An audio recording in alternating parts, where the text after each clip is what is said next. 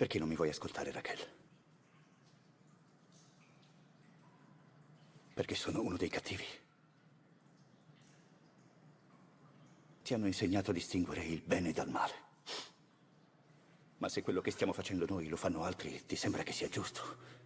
Nel 2011 la Banca Centrale Europea ha creato dal nulla 171 mila milioni di euro, dal nulla. Proprio come stiamo facendo noi. Però alla grande. 185 mila nel 2012. 145 mila milioni di euro nel 2013. Sai dove sono finiti tutti quei soldi? Alle banche. Direttamente dalla zecca ai più ricchi. Qualcuno ha detto che la Banca Centrale Europea è una ladra? Iniezione di liquidità, l'hanno chiamata. E l'hanno tirata fuori dal nulla, Raquel. Dal nulla.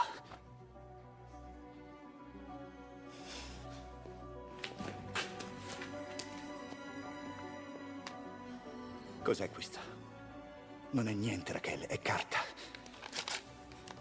È carta, lo vedi? È carta. Io sto facendo un'iniezione di liquidità. Ma non alla banca. La sto facendo qui, nell'economia reale di questo gruppo di disgraziati, perché è quello che siamo, Raquel. Per scappare da tutto questo. Tu non vuoi scappare.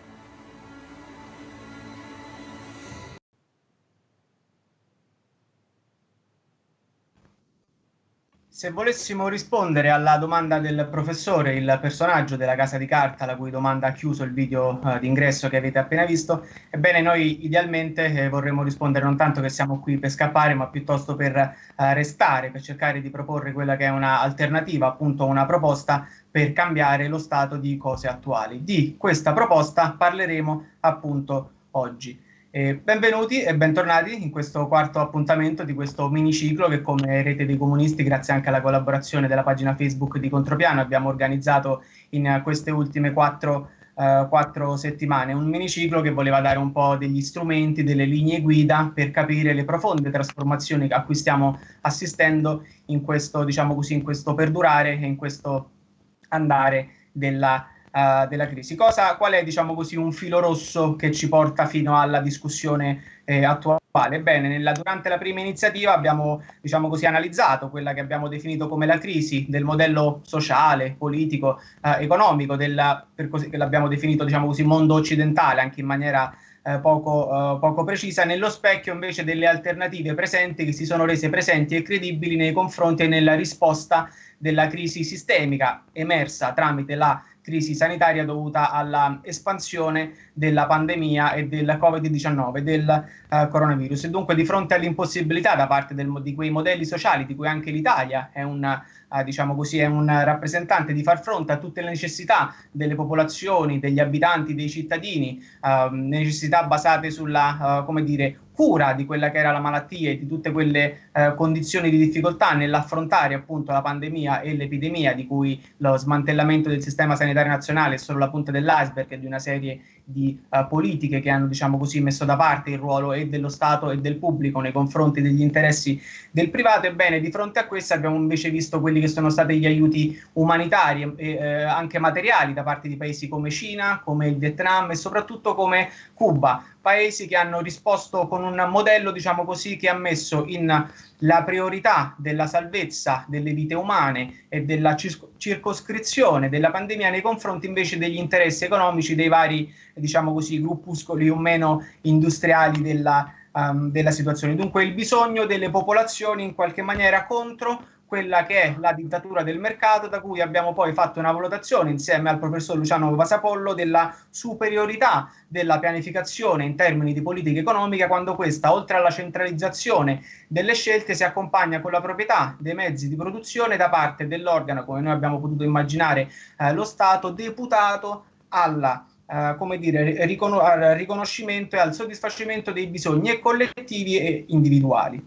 Nella seconda iniziativa invece abbiamo rivolto delle interrogazioni alla storia, ci siamo, diciamo così, rivolti al passato per avere dei possibili insegnamenti di altre condizioni che nel corso della storia dell'umanità hanno visto appunto delle condizioni simili a quella odierna, senza nessuna velleità di fare dei parallelismi o di fare delle improbabili paragoni, eppure ci è sembrato interessante cercare di rimediare, diciamo così, un portato di esperienza che ci desse maggiori strumenti per la comprensione della condizione attuale.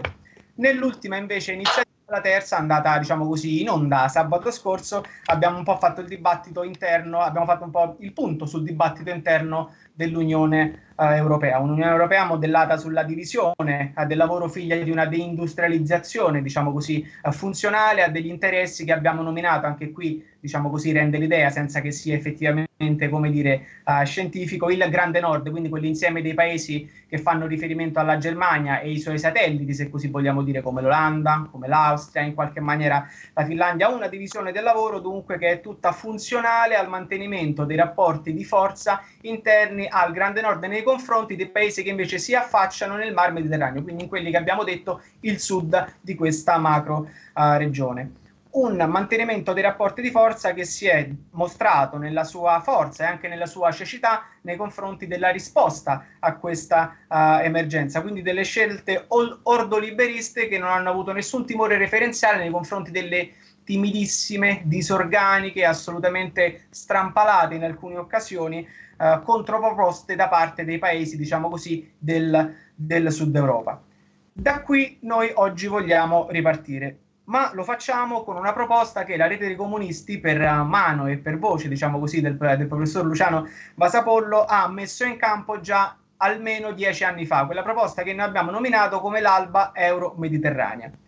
Se possibile, noi, se chi legge il giornale o ha visitato il nostro sito ha anche visto quelle che sono state le recenti iniziative, stiamo dicendo che questi sono dei giorni e delle settimane che valgono anni, dove siamo alle prese con una serie di velocizzazioni, di politicizzazioni che da una settimana all'altra rendono il campo, diciamo così, di analisi politica decisamente cangiante. Ed è così anche in, diciamo così, in questo momento, dove nell'ultima settimana quelle già pur, come dire, pessime condizioni con cui l'Italia si andava, con cui sì, lo Stato italiano si andava a scontrare nell'ambito dell'Unione Europea sono anche peggiorate. Abbiamo una maggioranza divisa nei confronti dell'accettazione o meno del MES, gli strumenti messi a disposizione dall'Unione Europea, dalla Recovery Fund, dalla Banca Europea degli Investimenti, piuttosto che dal programma di sussidi per la disoccupazione denominato SURE, sono assolutamente inconsistenti nei confronti delle reali emergenze e delle reali necessità che le popolazioni che abitano questi territori avrebbero bisogno. Ebbene, di fronte a questa inconsistenza, la Rete dei Comunisti oggi vuole dibattere di nuovo quella proposta ridenominata Alba Euro-Mediterranea, che da 10 anni a questa parte in qualche maniera caratterizza quella che è l'orizzonte politico di lotta per proporre un'alternativa alla struttura ai rapporti di forza odierni. Una alleanza dunque non più basata sull'individualismo di massa, sulla competizione sfrenata, come dire, sul tutti contro tutti all'interno di una regione che tutto è tranne che solidaria, come invece ci vorrebbero far bere, come ogni tanto definiamo gli europeisti ingenui, ma invece è basata sulla condivisione, sulla cooperazione, sulla complementarietà economica, sulla non interventismo militare, insomma sulla solidarietà internazionale e dei popoli che la andrebbero a comporre. Un'alleanza dunque che è assolutamente, come dire, tutta interna a quei tre no di cui la piattaforma Eurostop si fa portatrice, di cui qui Alessandro Gennelli ne è uno, diciamo così, degli esponenti, no? Dunque nei confronti dei trattati dell'Unione Europea, dell'euro e della NATO. Io su, diciamo così, il dibattito interno dell'Unione Europea e su come si struttura l'Alba Mediterranea non dirò più una parola, ma lascio immediatamente la parola dunque ad Alessandro Giannelli per la prima di queste relazioni. Grazie.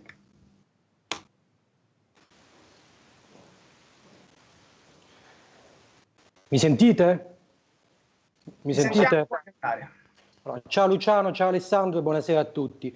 Io vorrei partire da un ragionamento che prova a tenere insieme tre momenti differenti. La fase precedente all'esplosione della pandemia, quei decenni durante i quali ci hanno raccontato che l'unico modello possibile era il liberismo, un modello fondato sulla centralità dell'impresa, sul mercato, sul profitto, un modello che tra l'altro è perfettamente rappresentato nei trattati dell'Unione Europea, quel modello che qualche anno fa candidamente Margaret Thatcher definì con una frase, quella secondo la quale la società non esiste ma esistono gli individui. Un momento, un'altra fase che è quella che drammaticamente viviamo in queste settimane, in cui l'emergenza umanitaria, ma anche economica e sociale, parla del fallimento del modo di produzione capitalista che collassa ed entra in crisi proprio nei punti costitutivi che lo sorreggevano. È la fase, diciamo, che si apre per il domani, che pone l'attualità, io direi anche la necessità storica per chiunque si ponga il problema di costruire un'alternativa di sistema, di pensare appunto ad un modello sociale differente, un modello che sia fondato sulla solidarietà e sull'uguaglianza e che per noi di Eurostop naturalmente parte, per le ragioni che dirò dopo, dalla rottura della gabbia dell'Unione Europea e dalla costruzione di un'alleanza tra i popoli del Sud Europa che guardi anche alla sponda del Nord Africa, quella che abbiamo chiamato l'alba euro-mediterranea. In realtà questi tre momenti sono interconnessi dentro una situazione che è una situazione molto dinamica, come diceva Alessandro, con una potente accelerazione dei processi politici. Allora, la fase, diciamo, precedente alla pandemia sono i decenni che chiamano direttamente in causa le politiche dell'Unione Europea, che chiamano direttamente in causa la natura stessa dell'Unione Europea, ovvero di quel governo sovranazionale che attraverso i trattati si è dotato di un'architettura politica, istituzionale ed economica che di fatto ha frontalmente attaccato le costituzioni nazionali e quindi i diritti sociali che erano contenuti nelle costituzioni nate dopo la sconfitta del nazifascismo e ha contemporaneamente peggiorato le condizioni dei lavoratori, seminando precarietà, disoccupazione, sottraendo quote sempre più consistenti di salario per indirizzarle verso i mercati e la finanza. E qui arriviamo, diciamo, un po' al punto della contrapposizione di interessi che si è manifestata palesemente dentro la riunione dell'Eurogruppo tra il Nord Europa e il Sud Europa, ovvero tra chi detiene le leve del potere economico, la Germania e i suoi satelliti, e chi invece, come i paesi del Sud Europa, è sottoposto all'eterno ricatto del debito. E quella contrapposizione, al di là di poi di quelli che saranno gli esiti, li verificheremo il 23 aprile, anche se credo al Consiglio europeo, credo che la strada sia abbastanza tracciata, diciamo, quella contrapposizione tra Nord Europa e Sud Europa è stato un po' sin dall'inizio, diciamo, il tratto caratteristico dell'Unione Europea. Perché in fondo il processo di integrazione europea con i suoi trattati, con le sue regole tutte ispirate, diciamo, ai vincoli di bilancio, ha avuto sin dall'inizio un progetto politico molto chiaro. Il progetto era quello di ridimensionare drasticamente il sistema di protezione sociale, il progetto era quello di attrarre le pensioni, la scuola, la sanità naturalmente in generale, tutti i servizi pubblici nell'ambito del mercato, redistribuendo reddito dal basso verso l'alto. Questo naturalmente è avvenuto in tutti i paesi dell'Eurozona, ma con un'intensità differente che faceva anche i conti con le differenti condizioni di partenza. Il tasso delle prestazioni sociali dei paesi del Nord Europa era senz'altro più avanzato rispetto ai paesi del Sud Europa. Ebbene, questo meccanismo dentro il processo di integrazione europea è stato un meccanismo che si è esasperato, un dispositivo che quindi ha fatto, diciamo, della diseguaglianza tra stati e tra classi sociali all'interno degli stati e della asimmetria la sua forma di governo. Ci sono dei dati che parlano di questa diseguaglianza, che ci dicono che l'Europa oggi è molto più diseguale di quanto non lo fosse per esempio nel 1980. Ci sono dei dati che dimostrano anche che hanno raggruppato, diciamo, i redditi per gruppi di paesi e dimostrano come il blocco nordico ha un reddito del 50% più alto rispetto a quello della media europea, mentre i redditi del gruppo del Sud Europa è sceso del 10% sotto la media europea, anche per effetto della crisi finanziaria del 2008. Insomma, dei dati che dimostrano chiaramente come si è allargato il divario e le differenze, diciamo, all'interno di questa Europa a due velocità, quella del Nord Europa e quella del Sud Europa.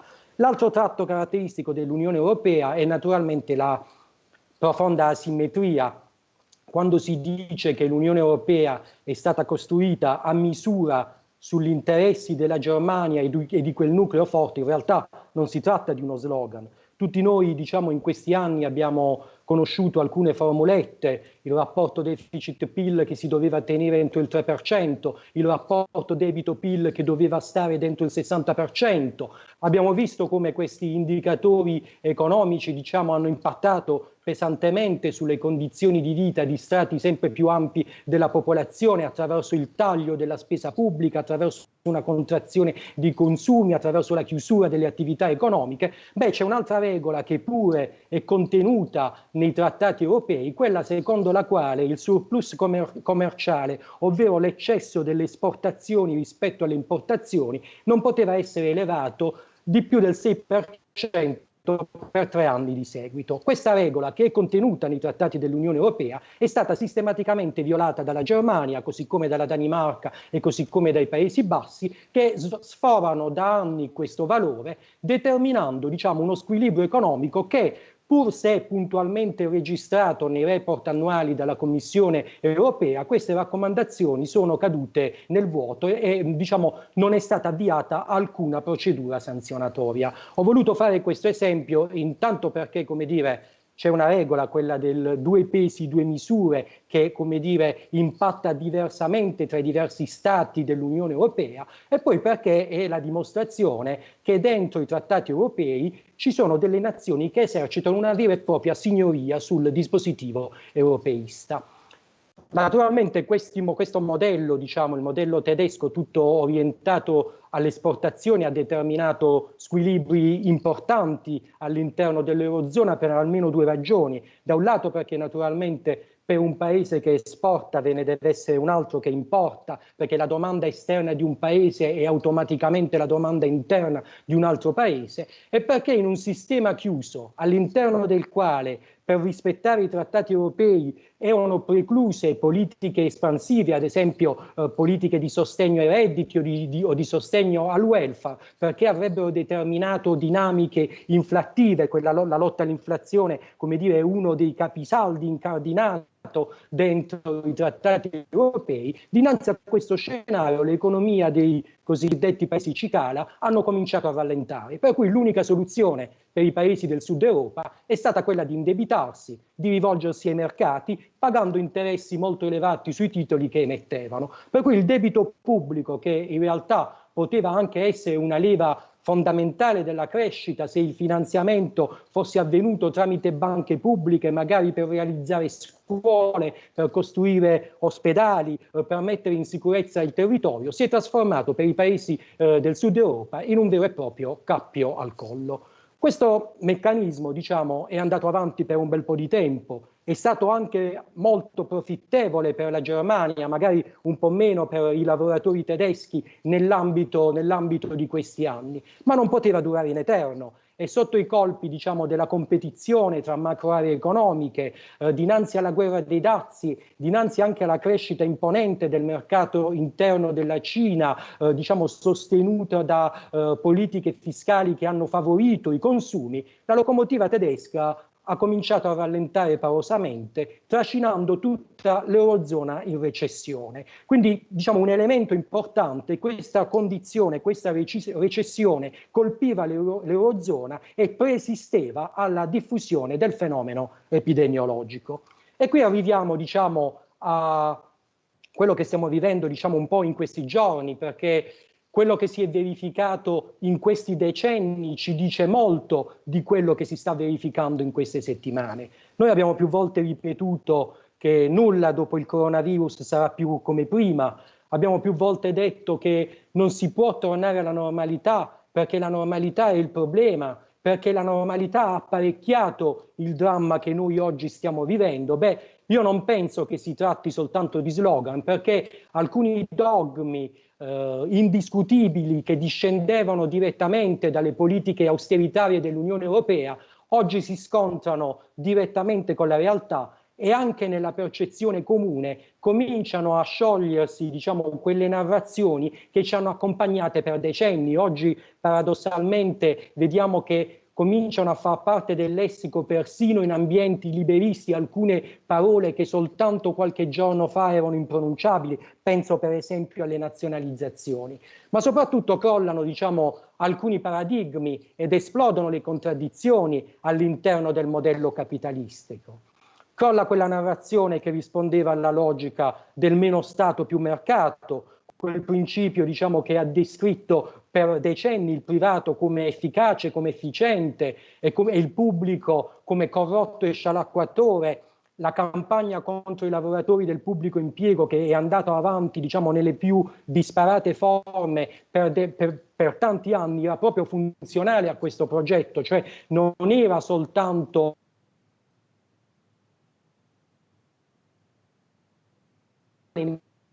di una categoria, dimostrare l'inefficienza della macchina pubblica per spalancare le porte alla privatizzazione. Beh, oggi anche negli ambienti liberisti si comincia a riconoscere la centralità dello Stato per fronteggiare gli effetti della pandemia. Persino Draghi, certo nella sua ottica, invoca l'intervento dello Stato, certo per sostenere l'interesse privato, però resta il punto che quello Stato che è stato, diciamo, per decenni demolito e svuotato di qualsiasi vocazione sociale, oggi diventa, come dire, un campo contendibile all'interno del quale deve essere posta la questione dell'interesse pubblico e la funzione sociale dello Stato.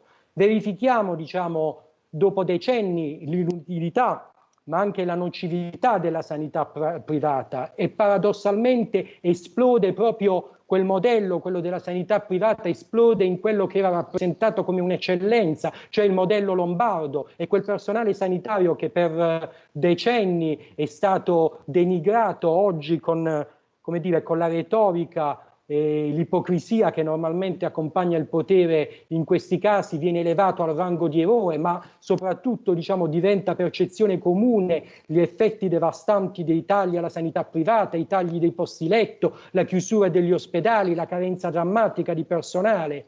Crolla anche, diciamo, quella narrazione che per tanto tempo ha voluto rappresentare diciamo, le imprese e i lavoratori sulla stessa barca. Quante volte ci siamo sentiti ripetere che le imprese e i lavoratori condividono gli stessi interessi, questo anche per effetto delle politiche complici di CGIL, CISL e UIL. Beh, oggi scopriamo che in Val Seriana, ma come d'altronde in tutto il territorio nazionale, la Confindustria esercita una pressione oltre ogni ragionevolezza per aprire le attività produttive, di fatto contribuendo a far divampare l'epidemia, e oggi, diciamo, è sotto gli occhi di tutti che le imprese guardano al PIL, che le imprese guardano al profitto, e che in nome di questo la salute deve essere sacrificata. E penso che da questo punto di vista l'iniziativa che l'Unione Sindacale di Base sta intraprendendo per introdurre nel codice penale il reato specifico di omicidio del lavoro, diciamo, sia un'iniziativa importante, perché coglie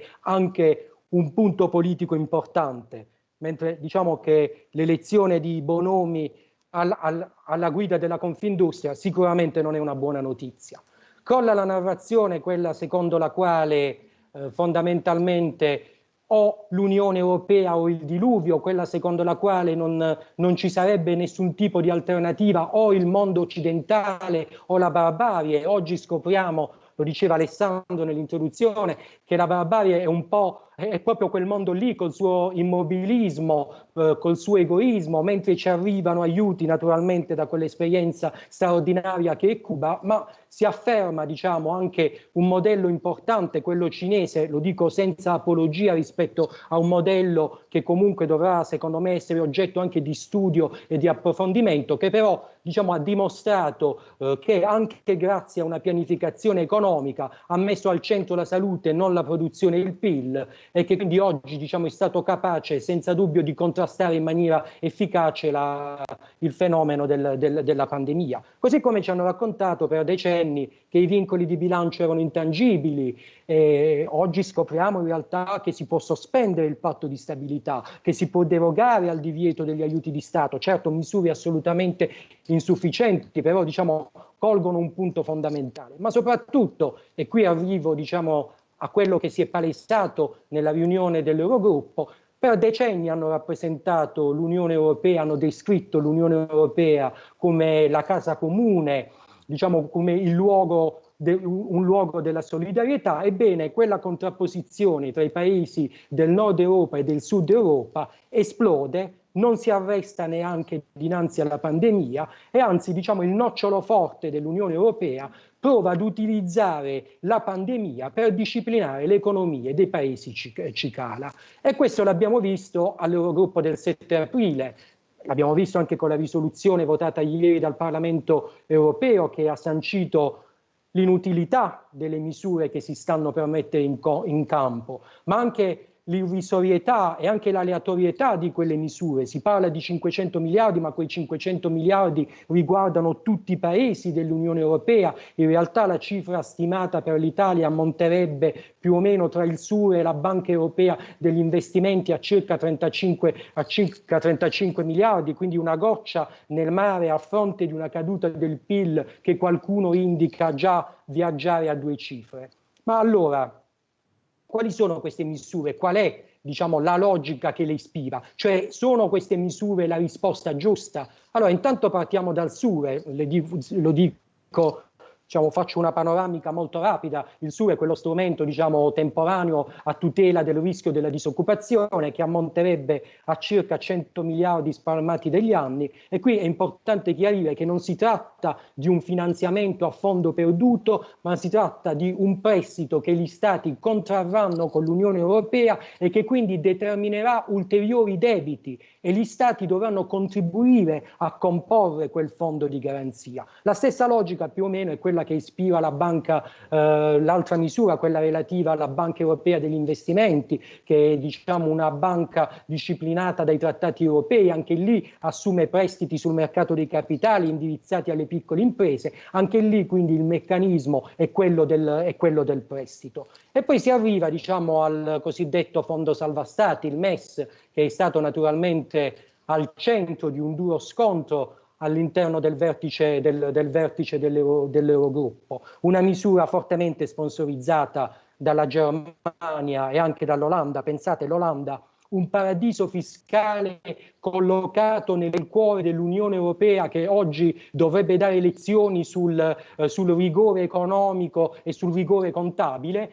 E quella misura, diciamo, il MES, è stato oggetto ed è oggi oggetto anche di uno scontro all'interno del nostro governo, che rispetto a quella misura ha avuto un atteggiamento a dir poco schizofrenico. Qualche giorno fa Conte lo aveva rilanciato in un'intervista al Financial Times, poi c'è stato durante l'Eurogruppo una parziale marcia indietro. In questi giorni è scesa in campo l'artiglieria pesante a favore di questa misura, è sceso in campo Prodi, è scesa in campo la Confindustria, il Partito Democratico, persino il redivivo Berlusconi. E quello che è andato in onda ieri al Parlamento europeo sul MES, così come i Corona Bond, diciamo che dimostra anche tutta la debolezza con cui il nostro governo si avvicina alla data del Consiglio europeo del 23 aprile e diciamo che non promette nulla di buono per le soluzioni che verranno trovate. Alla fine la mediazione che sarebbe stata trovata contempla come unica condizione di accesso alla linea di credito la destinazione delle risorse al finanziamento delle spese sanitarie. Però c'è un non detto. E il non detto è che anche nella risoluzione dell'Eurogruppo è chiarito che, terminata l'emergenza, leggo testualmente, gli Stati membri dovranno rafforzare i fondamentali economici, compresa l'eventuale flessibilità applicata dalle sue istituzioni competenti.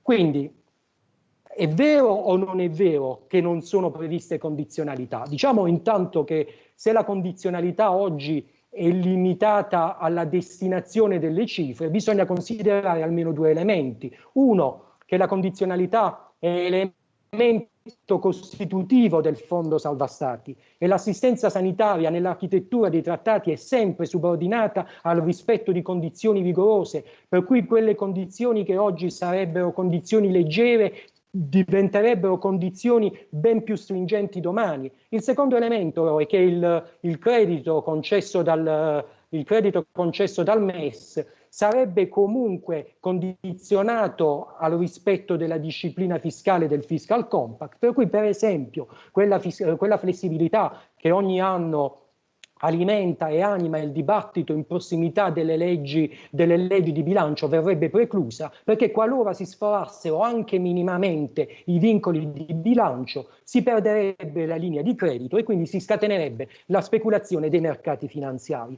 D'altronde, se Varoufakis, al di là delle scelte politiche che poi lui ha intrapreso, ha lanciato un alert rispetto all'utilizzo del MES, Varoufakis che ha conosciuto molto bene le dinamiche dell'Eurogruppo, essendo passate attraverso la Grecia dentro quelle forche caudine, io penso che sia, come dire, un elemento molto, molto significativo. E poi c'è l'altra misura, quell'oggetto misterioso che dovevano essere gli Eurobond, no? Quella forma di mutualizzazione del debito che in realtà non sono mai entrati nella partita della discussione, perché da subito sono stati bloccati dalla Merkel, da subito sono stati bloccati dall'Olanda e si sono tramutati nei cosiddetti recovery fund, i fondi di ripresa, una formula vaga e imprecisa, un oggetto misterioso la cui applicazione dovrebbe essere a tempo, differita comunque nel tempo, che rimanda a strumenti finanziari innovativi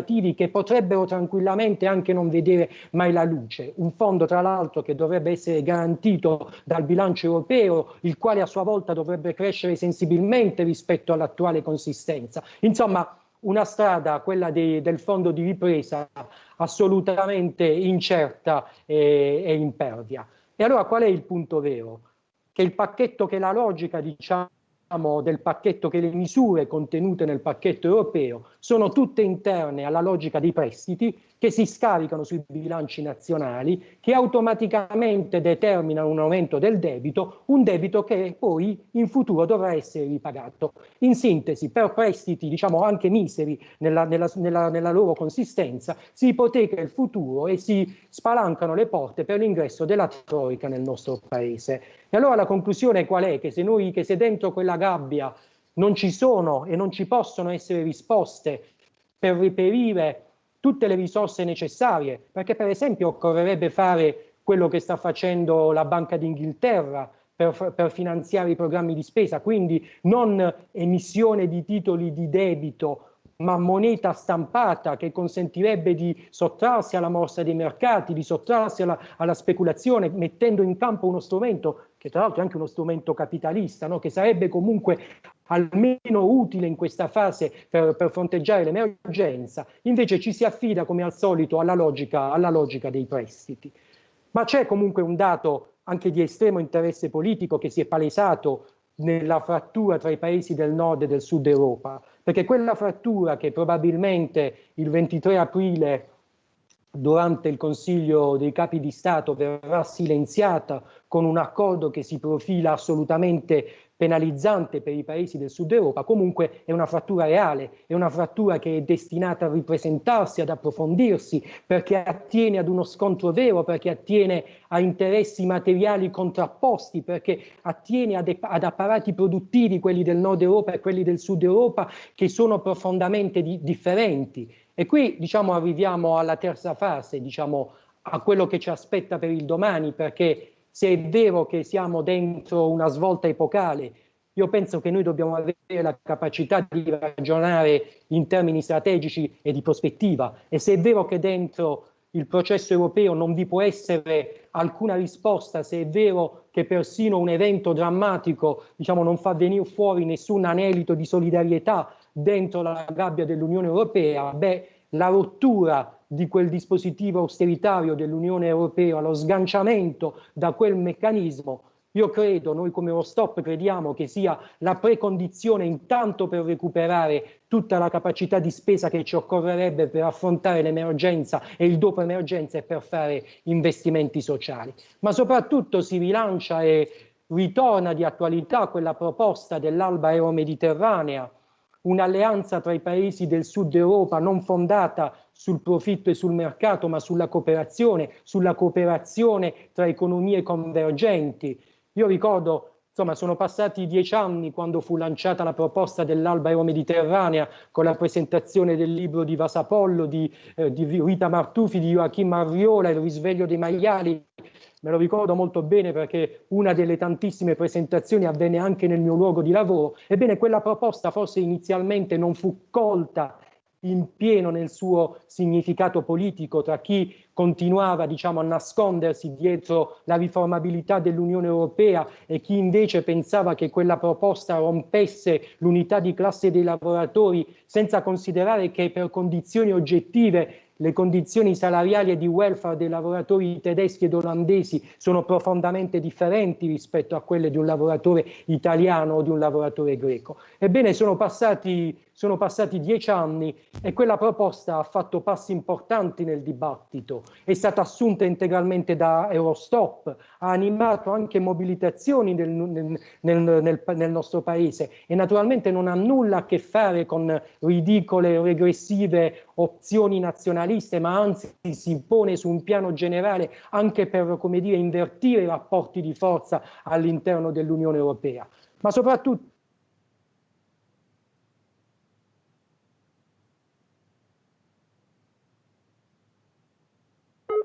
è contenuta in un articolo della nostra Costituzione.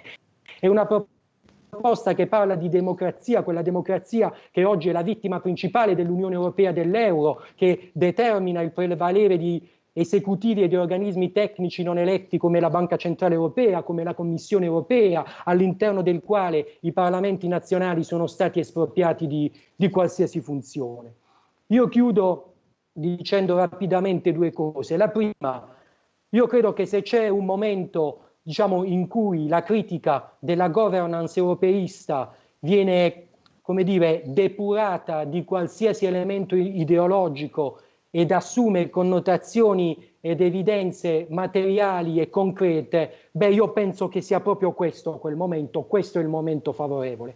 Naturalmente il fatto che esistono oggi delle condizioni oggettive nuove che rimettono al centro il tema della rottura della gabbia dell'Unione Europea e quindi della costruzione dell'Alba Euromediterranea per l'impossibilità, diciamo, di comporre la frattura tra i paesi dell'Unione Europea e quindi, diciamo, di inserirsi in quella frattura per realizzare un'opzione politica socialmente avanzata. Ovviamente il fatto che sussistano queste condizioni dal punto di vista oggettivo poi sarà compito, come sempre è stato nella storia, quel compito delle soggettività più consapevoli, quella di fare in modo che questa condizione oggettiva si trasformi in una possibilità reale di trasformazione sociale.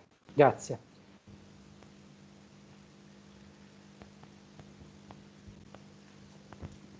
Grazie Alessandro, grazie per la rigorosa quanto chiara, diciamo così, disamina di tutte quelle che sono le condizioni che stiamo andando ad affrontare. A me dicono dalla regia che abbiamo un problema di visualizzazione, quindi io credo che voi in questo momento stiate visualizzando una locandina. Eventualmente chiedo anche a Gabriele di intervenire con l'audio in diretta per darmi degli aggiornamenti e chiedo inoltre a Luciano, se mi sta ascoltando, di... Sì, ciao. Ciao Luciano, sì, aspetta un secondo, tutto bene Gabriele, che mi hai detto?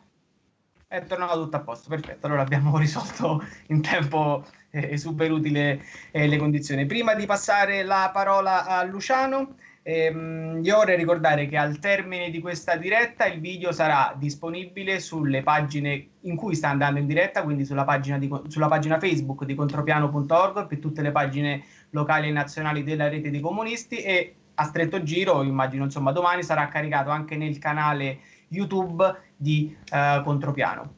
Rispetto quindi a tutte, diciamo così, quelle condizioni ben poco consolatorie che ci ha raccontato Alessandro, io lascio la parola a Luciano per farci capire, come dire, come si mette tutto in discussione e come facciamo a reagire di fronte a una condizione siffatta. Luciano Vasapollo. Ciao a tutti, grazie per essere qui con noi, e mi dicono che siete molto numerosi. Molte cose l'ha dette Alessandro con un egregio intervento in cui ha fatto il quadro della situazione attuale. Finiva Alessandro dicendo che La nostra proposta viene da lontano, viene da circa 10 anni, da quando appunto si scrisse quel manifesto, il risveglio dei maiali. Da allora non c'è stata solo teoria, ma ci sono stati 10 anni di lotte, 10 anni di percorsi, la nascita della piattaforma Eurostop e di tante altre piattaforme in Europa declinate in maniera più o meno vicina alla nostra per l'alba euro-mediterraneo o comunque per la rottura della gabbia dell'Unione Europea. Parliamo in Catalogna, in Francia, nei Paesi Baschi, eccetera. In ogni caso, voglio dire, si è fatto molto cammino, si è arrivati anche al secondo manifesto, la vendetta dei maiali. Questo ritorno dei maiali è importante perché ci prendono in giro, siamo stati noi dei sud allargati, di questo meridionalismo allargato, siamo stati i briganti, siamo stati gli Achtung Banditen, siamo stati i terroni, poi siamo stati i maiali, ma appunto, come dicevamo nelle nostre varie presentazioni dei libri, il maiale nella cultura contadina è fondamentale, del maiale si mangia tutto, per cui per noi è un onore, no? Metterci su questo piano e anche nella vendetta dei maiali del 2018, mi pare, nel 2018 di 2 anni fa, abbiamo rilanciato questo progetto. Un progetto che io penso assolutamente che sia un progetto non solo necessario.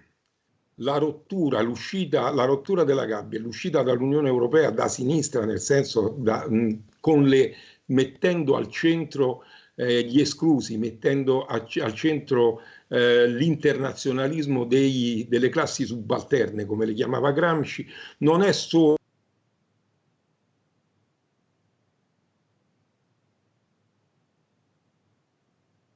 nel tempo, e lo dimostreremo anche oggi, che è assolutamente praticabile. Noi abbiamo un programma, noi forze politiche, forze di classe, abbiamo un programma per dirigere questa fase di transizione, davanti al fatto che tutti Eurobond sì, Eurobond no, riforma dei trattati, non riforma questo e quest'altro, però intorno sempre alle compatibilità e delle centralità del capitale noi diciamo che abbiamo un programma per un'alternativa di sistema, ma ce l'abbiamo realmente e velocemente andiamo a dimostrarlo e a dirlo. Volevo partire ricordando non tanto lo scrittore, voglio ricordare il combattente, il rivoluzionario, il ribelle, il guerrigliero Luis Sepúlveda, che ci ha lasciato fisicamente ieri.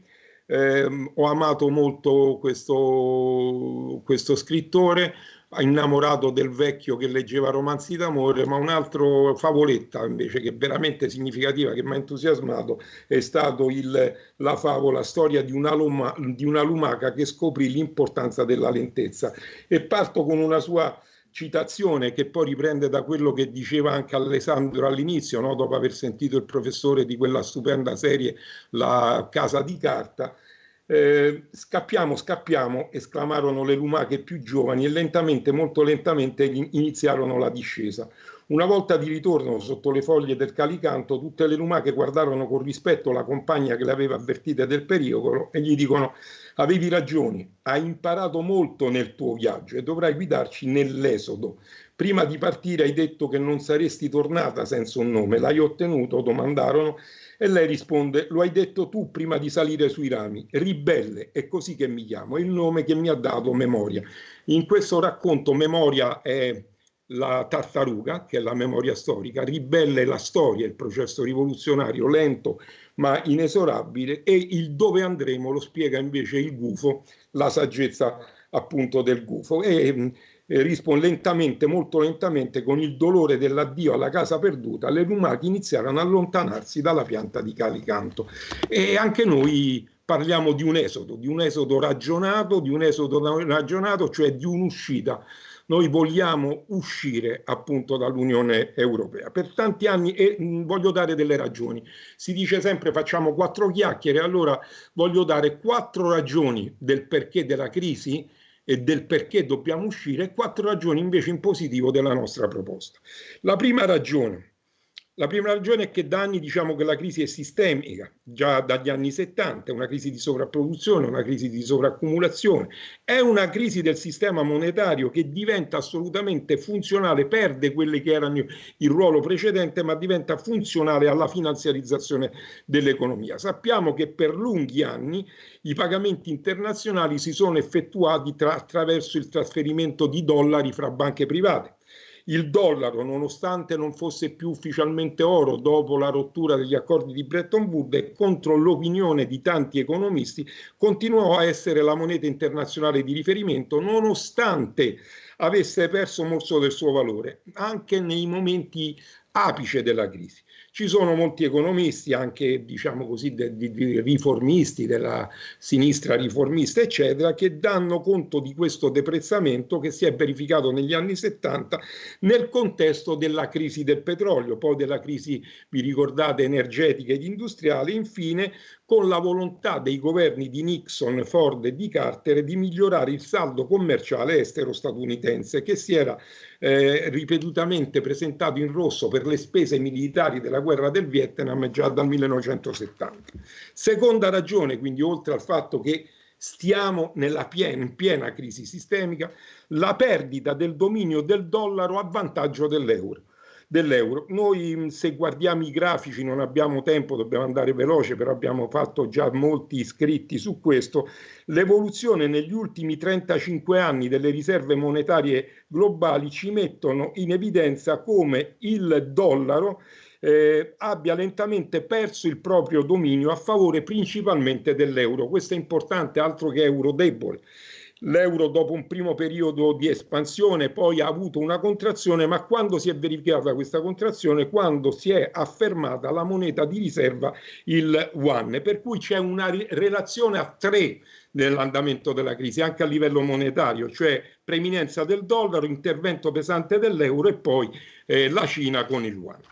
Le monete nel conflitto, diciamo così, geopolitico, portano ad un mondo che non ha più una guida unipolare statunitense, ma una guida pluripolare. Abbiamo parlato appunto dell'Europa dell'euro, parliamo della Cina, ma potremmo parlare anche della Russia, potremmo parlare anche di altre aree geoeconomiche. È importante, sempre a livello di dati, mettere in evidenza come la composizione delle riserve monetarie nel 2010, quindi soltanto 10 anni fa, quando avevamo cominciato questa riflessione, ci diceva che il 42% era di dollari, il 38% era l'euro, il 9,5% era lo yen giapponese e l'11,5% erano sterline. Già nel 2015-2016 tutte queste valute subiscono una contrazione incredibile, pesantissima, quando entra come valuta di riserva mondiale il yuan cinese. Quindi anche qui abbiamo dei dati. Che ruolo svolge l'euro in tutta questa dinamica monetaria che poi definisce gli assetti, chiamiamoli così, produttivi, la divisione internazionale del lavoro e della produzione? L'euro entra prepotentemente appunto nella vita di tutti noi, ma entra nella competizione internazionale, nella competizione globale e anche nella competizione interimperialistica.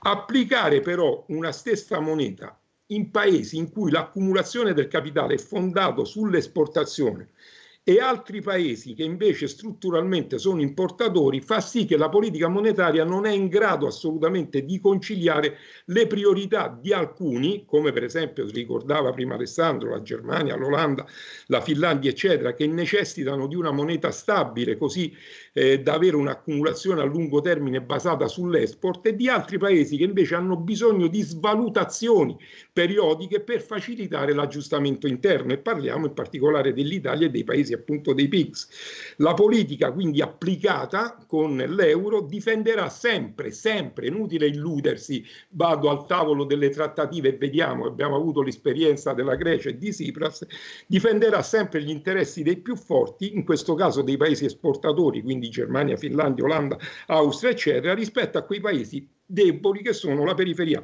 del Mediterraneo, Portogallo, Italia, Grecia e Spagna, ma anche dell'est europeo.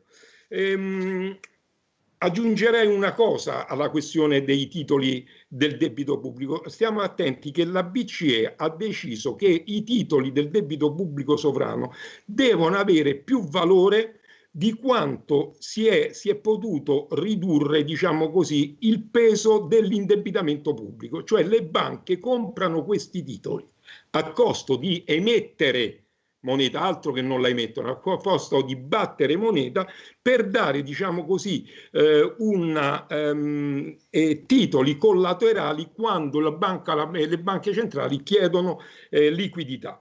In questa questione l'Olanda, quindi, che non è il cattivo di turno, ma l'Olanda e altri paesi similari hanno ridotto il debito pubblico a costo, diciamo così, di gonfiare il debito privato. Gli conveniva far vedere che c'era meno debito pubblico. La distruzione del pubblico ha, diciamo così, raggiunto una gravità tale che oggi in Olanda i fondi pensione privati danno una quantità maggiore di rendita di quelli che è la pensione pubblica per i pensionati olandesi. Lo stesso avviene in Germania. I titoli però del debito del Sud, perché altrimenti non capiamo che questo andare a elemosinare al tavolo dei potenti serve poco, i titoli del debito del Sud di Europa sono quelli maggiormente però desiderati da chi? Dai fondi pensione. Sono i fondi pensione che vogliono i nostri titoli. Perché? Perché niente è più lontano dalle intenzioni di questi soci dell'Euroclub che permettere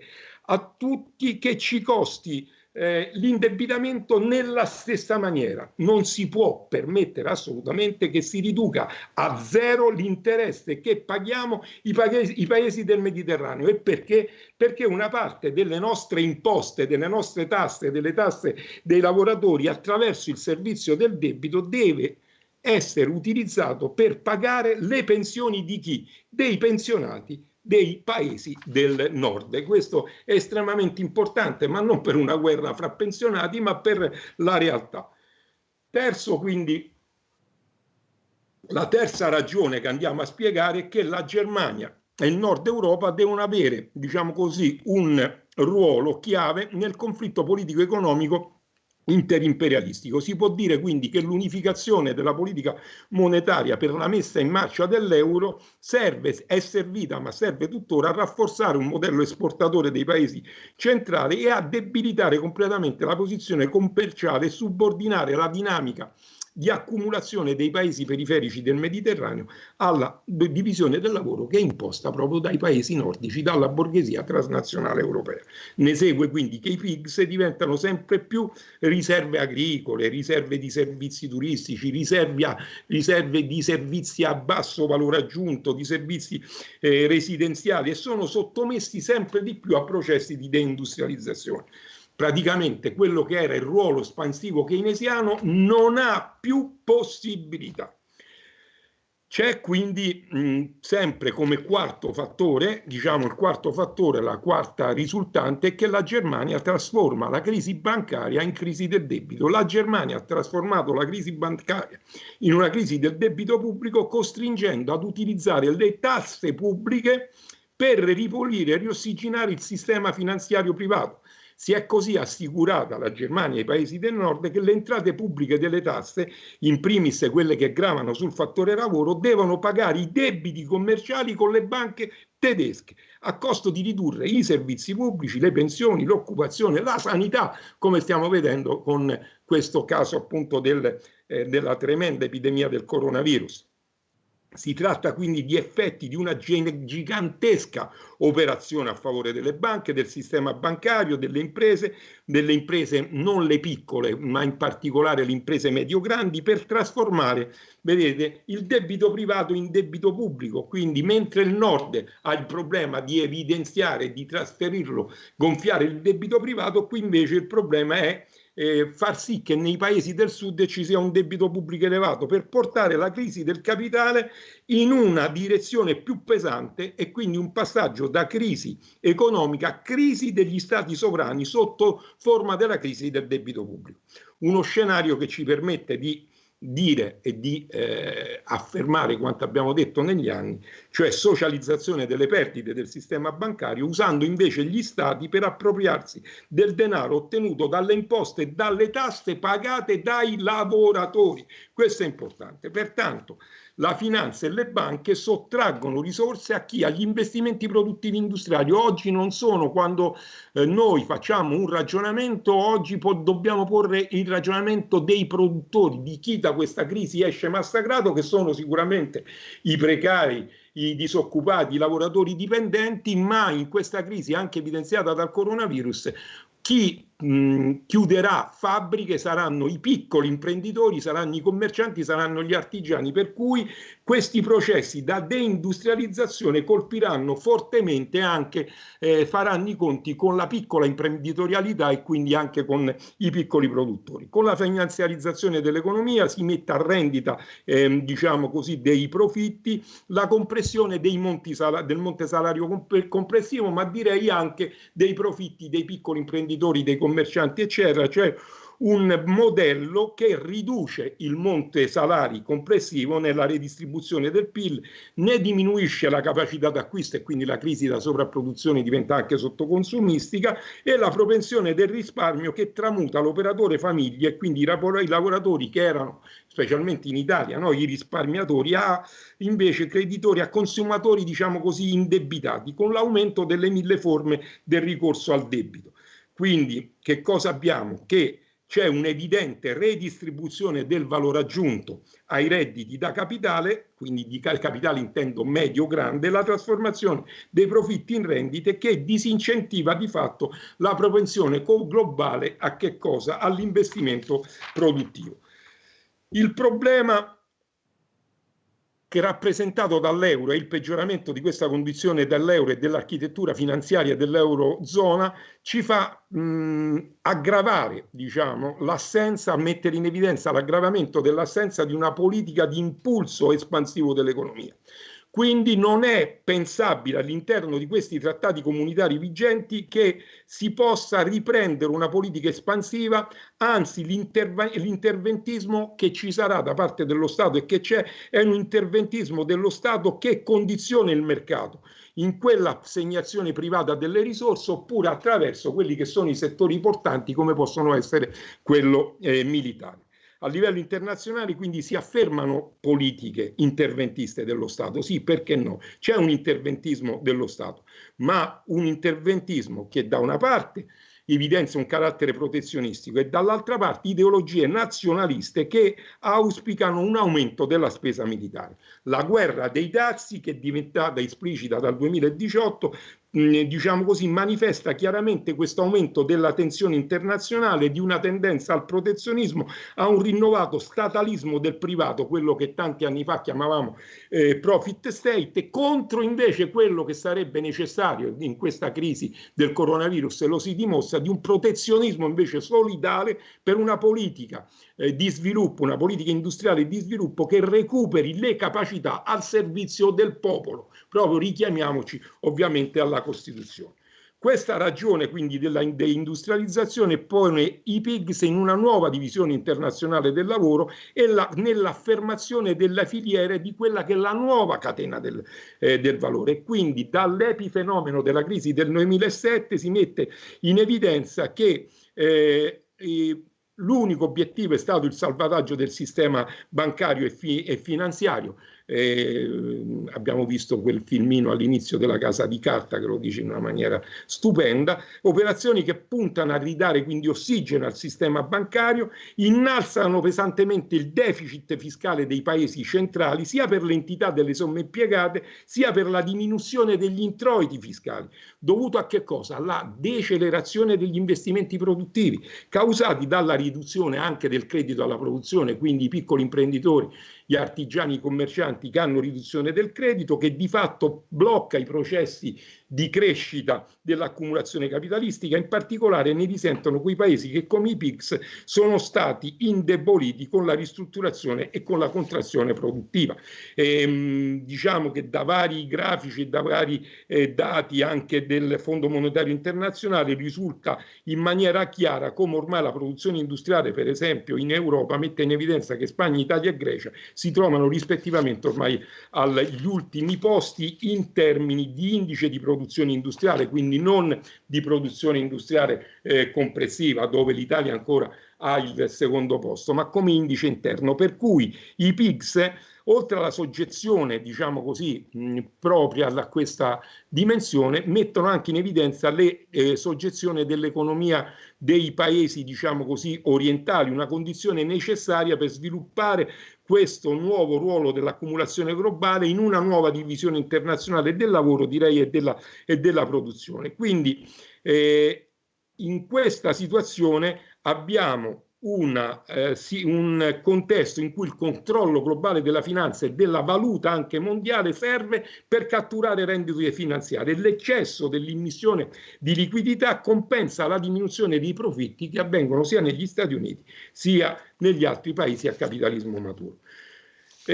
Andando un pochettino anche veloce per arrivare a noi, sono possibili delle vie anche di riformismo oggi keynesiano, di aggiustamento? L'aggiustamento è possibile.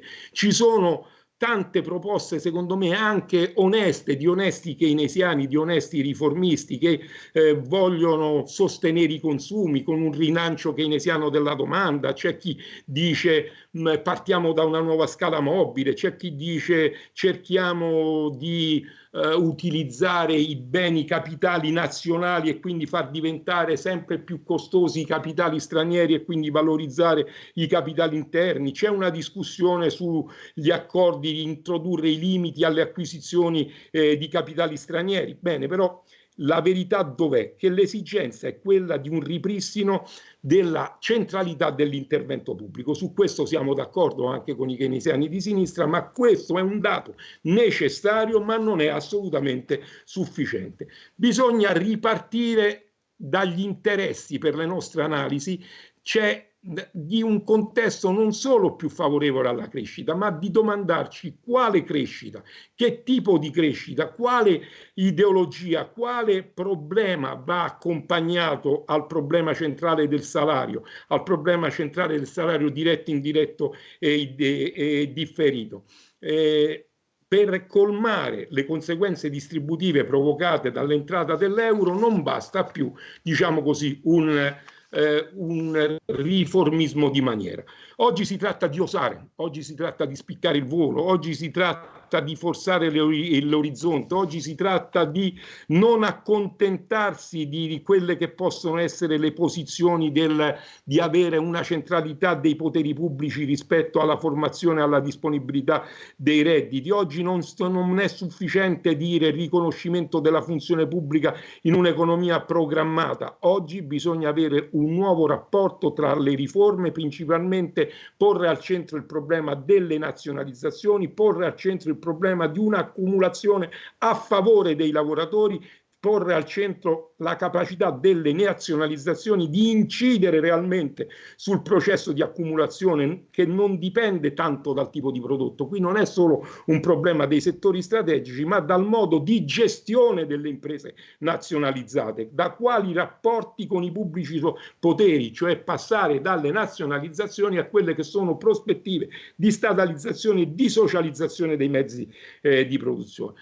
Guardate, un'esperienza è fondamentale, c'è un'esperienza storica che è quella della NEP in Unione Sovietica, dove le discussioni, i tentativi fatti hanno portato al centro il problema anche del processo di accumulazione a favore del settore pubblico. Anche i fallimenti sono stati definiti come percorsi per una migliore pianificazione. Io penso che la situazione nei paesi come i nostri, i paesi della periferia mediterranea, è radicalmente ovviamente diversa da quella dell'Unione Sovietica dei tempi della NEP, però oggi ci si può basare su uno sviluppo di sistemi anche che convivano con il mercato, quindi sistemi con mercato e non di mercato, che non necessariamente devono far perdere il controllo pubblico. Guardate per esempio gli esperimenti della via della pianificazione della Cina e di Cuba. La capacità quindi di accumulazione deve essere contestuale a quella di un'autonoma scelta di politica economica che implicitamente comporta anche una scelta di politica dei redditi, una politica che deve necessitare assolutamente di un nuovo blocco sociale, di quello che gramscianamente è il blocco sociale di tutti i subalterni, per costruire l'egemonia in una nuova definizione di blocco storico. Noi possiamo pensare all'alba euro-mediterranea se non pensiamo, almeno in questo momento, diciamo così, a forme non praticabili, ma ciò che si può fare. Abbiamo dei precedenti teorici fuori, per esempio ricordo il carissimo amico, il grandissimo economista José Agefi, scomparso qualche anno fa, che parlava fuori dall'azienda mondo, cioè se il mondo è l'azienda dei profitti noi dobbiamo avere il coraggio di chiamarci fuori, come faceva Samir Amin con il suo delinking. Abbiamo già esperimenti realizzati e quindi non è vero che non si possa convivere anche con un sistema di mercato, per esempio pensiamo all'Alba, pensiamo anche alla Cina, pensiamo a chi subisce anche inavvertitamente, involontariamente, diciamo, pressione da parte del capitale internazionale e lo deve dominare e lo deve controllare. Pensiamo a chi si è dato monete, criptomonete, quindi non destabilizzanti a fini speculativi come il Bitcoin, ma a chi si è dato monete di conto per realizzare scambi all'interno dell'area senza utilizzare il dollaro, quindi bypassando il dollaro e l'euro. Pensiamo all'esperienza del Sucre nei paesi dell'Alba, dove il sistema di pagamento si basa su valori politico-sociali e non su valori finanziari. Ecco qui il paradigma che si deve trasformare. I valori della complementarietà, della reciprocità, della cooperazione, della solidarietà, ma non come aspetti così vuoti e umanistici, ma l'obiettivo di sfruttare le risorse dei diversi paesi per attenuare con la complementarietà gli squilibri esistenti.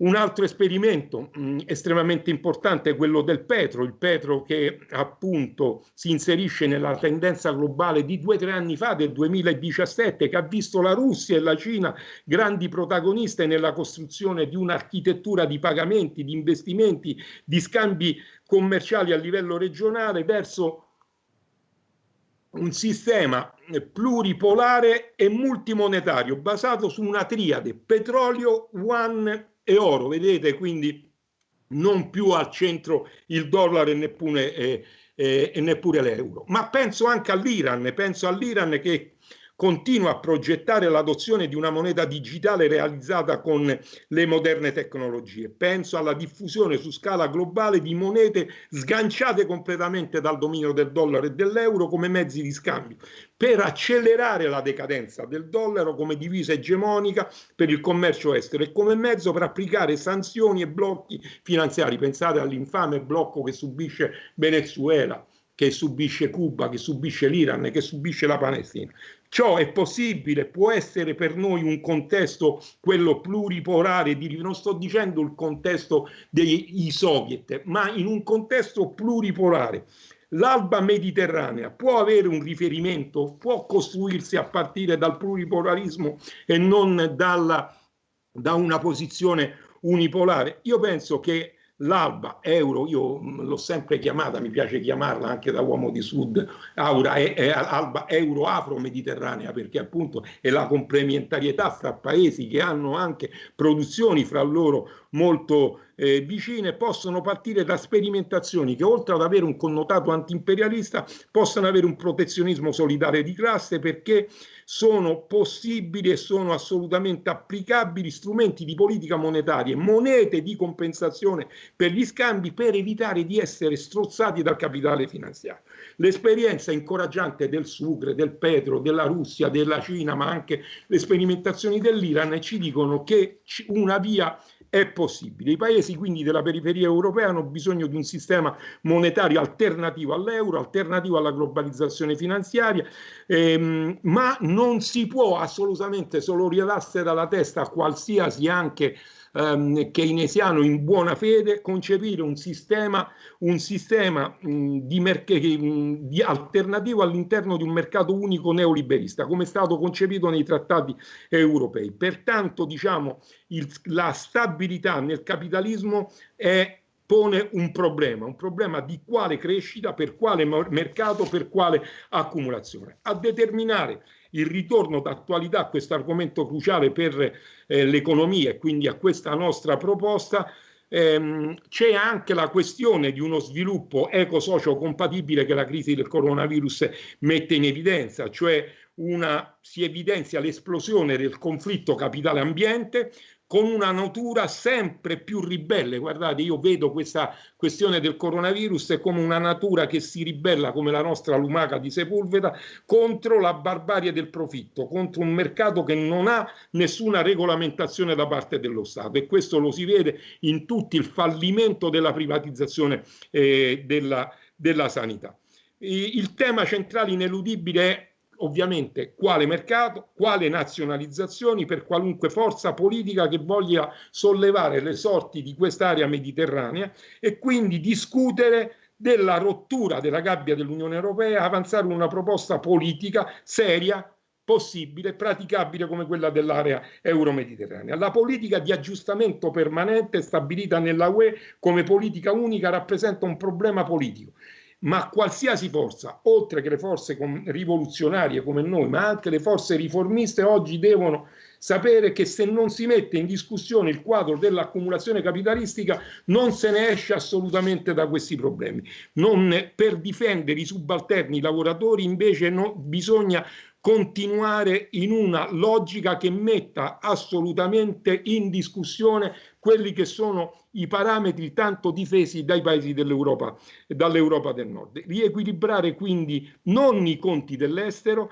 non con i salari più bassi, ma ottenere spazi di sovranità popolare per un'accumulazione a base, diciamo così, orizzontale a favore dei lavoratori. Non si tratta quindi di rilanciare una parola d'ordine, nazionalizzazione. Oggi anche Trump è d'accordo che vanno nazionalizzato qualche settore, dei settori strategici dell'economia, ma si tratta di rimettere al centro quale offerta, quale domanda per quale mercato.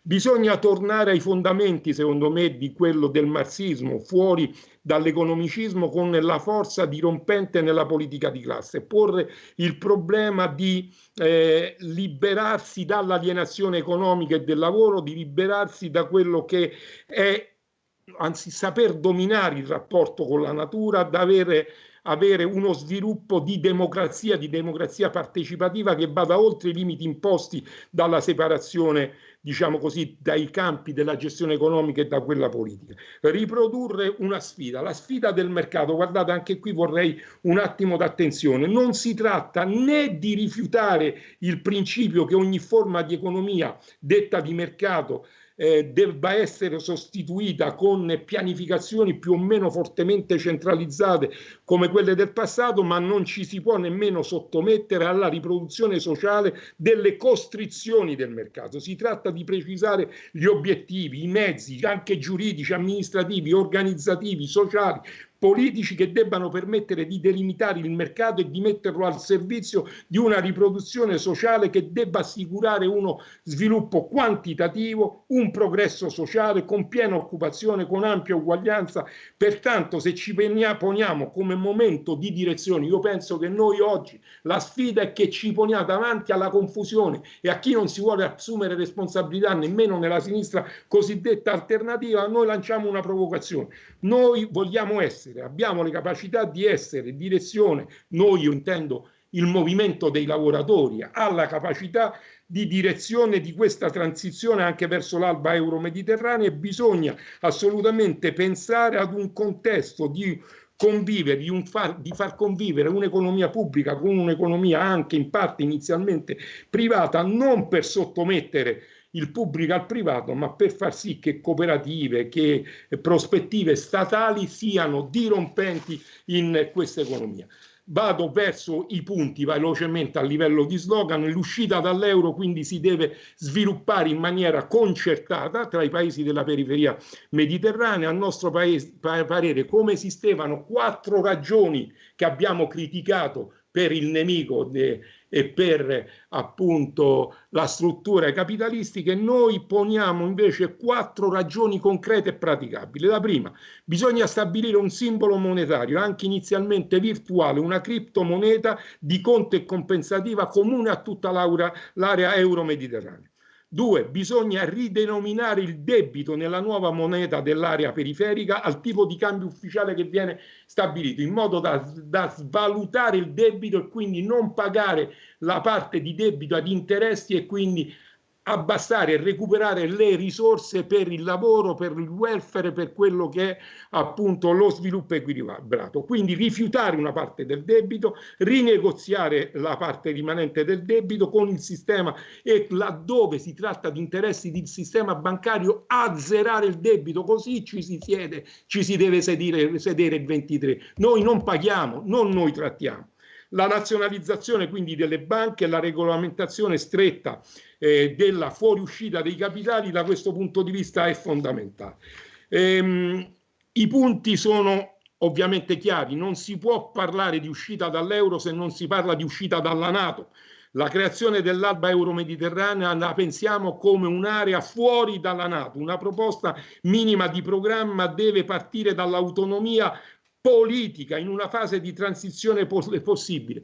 Non stiamo parlando di un qualcosa di rivoluzionario, ma di riformismo radicale. Sì, parliamo di un programma economico-sociale di controtendenza, un programma che siamo in grado di fare come movimento dei lavoratori, un programma di alternativa di sistema, un programma che distribuisca l'accumulazione valoriale a chi l'ha creata, a chi è stato impedito di entrare nel mondo del lavoro a pieno salario, a pieni diritti, a piene capacità. Quindi, moneta comune, il sucre mediterraneo, chiamiamolo così come volete, insomma i nomi non hanno importanza, associato ad una politica di piena occupazione con produzioni solidali e produzioni eco-socio sostenibili compatibili che mettano immediatamente al centro un'alternativa euro-mediterranea, che chiedono immediatamente di uscire dalla trappola che presuppone l'uso politico monetario dell'euro. Nessuna mediazione con questa Unione Europea, nessuna mediazione con il sistema dell'euro. I paesi che hanno una base produttiva dipendente come questi del Mediterraneo e che sono sottomessi ad una necessità di importazione devono mettersi su un terreno alto. Quindi, secondo punto, nazionalizzazione delle banche, su questo non si prescinde. La parte più importante del processo generale per uscire dalla finanziarizzazione dell'economia deve essere realizzata in una maniera tale che si possa rompere la logica del capitale finanziario, cioè nazionalizzando le decisioni di investimento. E solo con le banche pubbliche puoi nazionalizzare le decisioni di investimento per favorire attività socialmente utili, sottoposte a un criterio di rendimento sociale, ecologico, che sono criteri di medio-lungo termine. Il controllo sociale degli investimenti è imprescindibile. Questo è il terzo punto, perché bisogna dinamicizzare l'attività produttiva, bisogna orientarla al credito in funzione di ottenere il massimo sviluppo di un'occupazione socialmente utile, di utilità sociale. La banca privata si orienta al profitto a breve e non all'utilità e ai bisogni sociali. La nazionalizzazione delle banche deve così impedire, il quarto punto, la fuga dei capitali, perché bisogna eliminare la drammatica e storica tradizione capitalistica di privatizzare i profitti e di socializzare le perdite. Quinto punto, nazionalizzazione dei settori strategici a partire dalle comunicazioni, energia, trasporti, allo stesso tempo portare risorse per realizzare una strategia di rilancio produttivo a breve termine che permette di creare condizioni affinché milioni di disoccupati, milioni di fratelli dell'Africa, milioni di sottooccupati dei paesi della periferia europea mediterranea comincino a produrre ricchezza sociale nel minor tempo possibile. Questi settori strategici sono attività produttive che oggi come oggi stanno ottenendo forti risultati positivi perché stanno beneficiando della privatizzazione di reti di comunicazione e di tecnologie. Questa si sviluppa con risorse pubbliche e allora come si può dire di no al fatto che questi settori diventino pubblici? È assolutamente irrinunciabile invertire, sesto punto, il flusso delle risorse dal capitale verso lo Stato e le società, dalle rendite finanziarie verso i salari diretti e indiretti. Bisogna far sì che le risorse necessarie portino ad un programma di rilancio economico, di miglioramento della qualità della vita. Bisogna creare un nesso indissolubile fra i mutamenti delle linee dello sviluppo e il ruolo delle economie locali, pianificazione centrale e pianificazione decentralizzata, le economie locali e quindi il ruolo dell'industria pubblica e dell'economia pubblica in generale. Cambiamento tecnologico. in un modello di sviluppo autodeterminato, necessita un modello di sviluppo autodeterminato a compatibilità sociale e ambientale, che debba rappresentare il progresso tecnico e sociale, però come decisione collettiva dei lavoratori, che sono quindi una responsabilità al dialogo negoziata e contrattata anche con gli altri produttori. Questo significa che è possibile questo soltanto attraverso un governo pianificato di indirizzo dello sviluppo, che non può prescindere assolutamente dal ruolo pubblico nei servizi essenziali e nei servizi strategici. Permettetemi due ultime cose. Come si fa in questo momento a non pensare alla tassazione in maniera diversa dei capitali?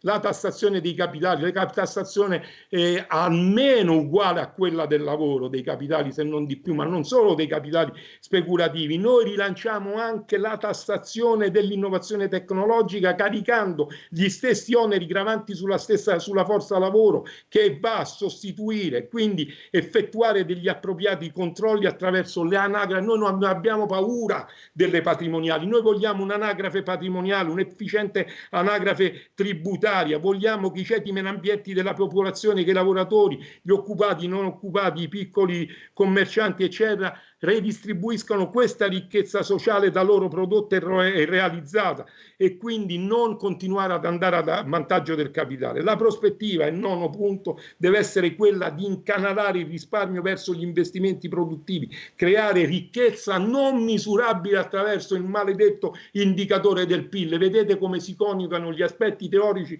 a quelli pratici. Basta con l'indicatore del PIL, ma la crescita deve essere misurata in termini di socialità, di ricchezza sociale redistribuita al lavoro, di civiltà, di umanità. Bisogna riaffermare il ruolo dello Stato garante delle esigenze collettive, degli equilibri sociali. Bisogna effettuare controlli reali dell'evasione fiscale, investimenti in cui le entrate fiscali si pongono al centro degli interessi dei lavoratori, dei bisogni dei cittadini. Ultimo, quello di cui hanno bisogno le economie periferiche, ed è per questo che vogliamo l'alba euro-mediterranea, è uscire dall'attuale marasma di una politica di creazione, diciamo così, di posti fittizi. Noi mettiamo al centro la creazione massiccia di posti di lavoro a tempo indeterminato, a pieno salario, a pieno diritti, e rilanciamo nel programma dell'alba euro-mediterranea la riduzione generalizzata dell'orario di lavoro delle 32 ore a parità di salario. Tutti temi che i compagni dell'USB hanno portato avanti da moltissimi anni, ma oggi c'è, con questa crisi, in questa maniera, oggi c'è un terreno per dire delinking, per dire distacco, per dire fuori dall'azienda mondo, ma con questo programma fortemente rivendicativo. Gli enormi bisogni sociali non soddisfatti, la casa, i servizi, le attenzioni alle persone non autosufficienti, i servizi sociali centrali e locali della salute, la formazione, l'educazione e la cura dell'ecosistema possono essere, nel nostro programma dell'alba euro-mediterranea, coperti nel tempo con un programma sostenuto di creazione e formazione di posti di lavoro. Quindi sì nazionalizzazioni, sì, ma nello sviluppo autodeterminato, nella democrazia economica a carattere socialista. Io concludo, veramente sono andato un pochettino a lungo, però voglio concludere con un progetto che secondo me ha importanza. Noi sfidiamo con questa proposta, guardate quanto siamo veramente irriverenti, noi sfidiamo l'economia a mondo. Si tratta di uscire dai falsi dibattiti, si tratta di uscire dal dibattito se accettare l'inserimento nel sistema mondiale, perché questo significa rimanere all'interno dell'Unione Europea e quindi accettare il sistema unipolare dei nord, e invece tentare di migliorare la nostra posizione, non dico con la Repubblica dei Soviet, non ci sono ovviamente i rapporti di forza, ma vogliamo uscirne definitivamente attraverso, guardando ad un mondo pluripolare, uscire dall'azienda mondo, sostituendo con una discussione dei vari obblighi reali che la mondializzazione capitalistica ci impone per politiche autonome di sviluppo sociale e nazionale. È chiaro che se uso nazional popolare viene pensato male, ma di sovranità popolare, di sovranità di classe. L'adeguamento unilaterale di queste imposizioni esterne non c'ha senso, non possiamo adattare il nostro sviluppo, non c'è più tempo per questo. I tempi sono maturi perché bisogna scollegarsi. Oggi è il delinking di Samir Amin e la fuoriuscita dall'azienda Mondo che definisce precisamente uno dei campi di maggiore realizzazione delle riforme radicali necessarie. Non sto dicendo dei processi rivoluzionari, ma delle riforme radicali necessarie. La sfida è la sfida della democrazia. Non si tratta né di vedere nelle forme democratiche borghesi, liberali, la fine della storia, ma di sostituirle con una democrazia politica, una democrazia del pluralismo, della libertà partecipativa, di uno Stato che si ponga finalmente la questione centrale dei diritti sociali. Quindi la sfida è fra multicentrismo, del pluriverso, di quello che gli amici delle Ande, del nostro amico Evo Morales, chiamano la sfida del vivir bien e del pluriverso, del pluralismo economico e culturale, e di porre una comunità di intenti del lavoro che pretende di essere tale non come etnia, non come comunità, diciamo così, di razza o di nazioni, ma in un contesto di contaminazione del potere democratico, di rispetto delle specificità e delle differenze. L'obiettivo reale di queste strategie di liberazione, noi stiamo parlando di una strategia di liberazione, deve essere quello di organizzare la coesistenza nella contaminazione, nella complementarietà, nell'interazione delle comunità del Mediterraneo, per definire un quadro di maggiore spazio politico, io direi di internazionalismo proletario più avanzato, di classe internazionale. Come potete vedere, concludo, l'ampiezza dei margini di autonomia che le forze del movimento di classe e del movimento dei lavoratori possono e devono mobilitare a loro vantaggio è quella delle riforme radicali. Le riforme radicali che possono essere realizzate in un contesto che dipendono però ovviamente da condizioni concrete, da condizioni locali, da condizioni mondiali. Tocca quindi alla soggettività, alle lotte popolari, alle lotte del movimento dei lavoratori, alle lotte degli esclusi, alle lotte dei subalterni, allargare progressivamente questi margini. Si tratta ovviamente di porre in movimento un mondo altro, e come ho iniziato con Sepulveda finisco, perché mi pare che sia la frase più importante, la migliore, che è quella che ci dà Luis in questo racconto della lumaca. Dice: gli dicono le altre lumache al ribelle: hai mantenuto la parola, ci hai portato nel nuovo paese del dente di leone. Disse una lumaca entusiasta: il nostro dente di leone potrebbe essere l'Alba Euro-Mediterranea. No, sussurrò Ribelle, ti sbagli. In questo viaggio, che è iniziato quando ho voluto avere un nome, cioè Ribelle, ho imparato tante cose. Ho imparato l'importanza della lentezza, e adesso ho imparato che il paese del dente di leone, a forza di desiderarlo, era dentro di noi. Concluse con un sussurro, e lentamente, molto lentamente, se ne andò a mangiare insieme alle compagne. È dentro di noi la possibilità del cambiamento e del forzare l'orizzonte. È con questa premessa che noi ci proponiamo come capacità di lotta, di proposta, di radicalità, ma di possibilità di attuazione della proposta. Grazie.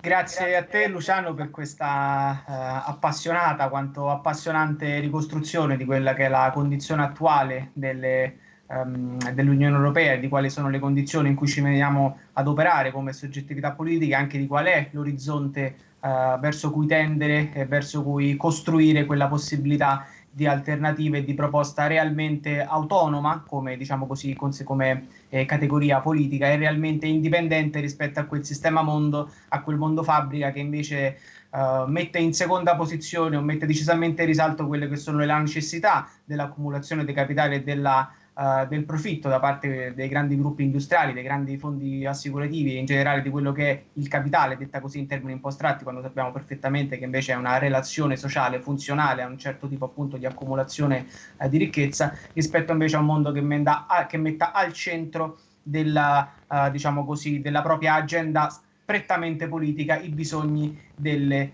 persone. Io ho raccolto un po' di domande dalla chat e dalla diretta che sono state fatte e ve le divido, diciamo, in maniera assolutamente come dire, autonoma in due per uno. Cerco di raccoglierle in modo che poi potete fare un secondo breve giro di interventi. Per Alessandro, la prima si chiedeva, diciamo così, quali sono le possibilità in caso per il nord del paese, siamo all'interno del contesto italiano, nel momento in cui il nord del paese volesse mettersi come dire, alle spalle e seguire quelle che sono le possibilità di profitto rispetto a quello che è il grande nord, e quindi come eventualmente si potrebbe comportare una soggettività politica rispetto a delle istanze, se così vogliamo dire, separatiste da parte di un pezzo del paese. Io però, secondo me, questa domanda mi prendo la libertà di rivolgertela in un'altra maniera, ovvero sia: c'è veramente possibilità che all'interno della congiuntura economica data da una crisi sistemica che nasce dalle crisi degli anni 70, c'è veramente possibilità, per come è strutturato questo pezzo di mondo, questa regione, l'Unione Europea, per far sì che ci siano ancora delle possibilità di accumulazione di ricchezza e di, diciamo così, nuova messa in circolazione di capitale produttivo che renda un pezzo favorito rispetto ad altri? Non siamo invece forse in una condizione in cui la cecità ordoliberista porterebbe anche quel pezzo che oggi domina all'interno dell'Unione Europea in condizione di non avere più quei privilegi che invece di cui fino ad oggi ha goduto?